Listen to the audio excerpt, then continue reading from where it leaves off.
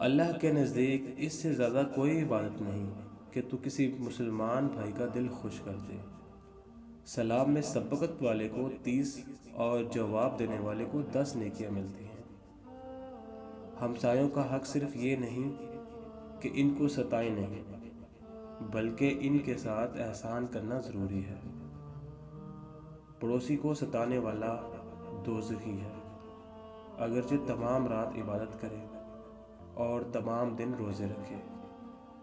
اگر جہاں کی ساری نعمتوں کا ایک لقمہ بنا کر مہمان کے منہ میں رکھ دو، تب بھی مہمان کا حق باقی رہے گا۔ جس شخص کو حق تعالیٰ نے گفتار کردار دونوں عنایت کی ہوں تو سعادت ہے۔ اگر صرف کردار ہو تو نعمت ہے، اگر فقط گفتار ہو تو مصیبت ہے، اگر دونوں ہی نہ ہو تو آفت ہے۔ مصیبت اور پریشانی کی شکایت مت کرو، اس سے اللہ ناراض اور دشمن کو خوشی ملتی ہے۔ انسان ہمیشہ اپنے دوست سے اور درخت اپنے پھل سے پہچانا جاتا ہے۔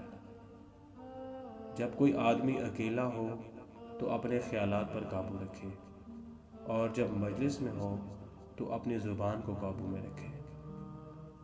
دو دشمنوں کے بیچ بات چیت اس طرح کرو کہ اگر وہ دوست بن جائیں تو تجھے شرمندہ نہ ہونا پڑے۔ ایسی عورت سے شادی کرو جس کے چہرے پر غصے کی حالت میں بال نہ آتے ہو اور ہر حال میں صابر اور شاکر ہو، وہ آپ کو دولت سے مالا مال کر دے گا۔ دنیا میں ذلت کی ہزاروں صورتیں ہیں، لیکن ان میں ذلت قرض سب سے سخت تر ہے۔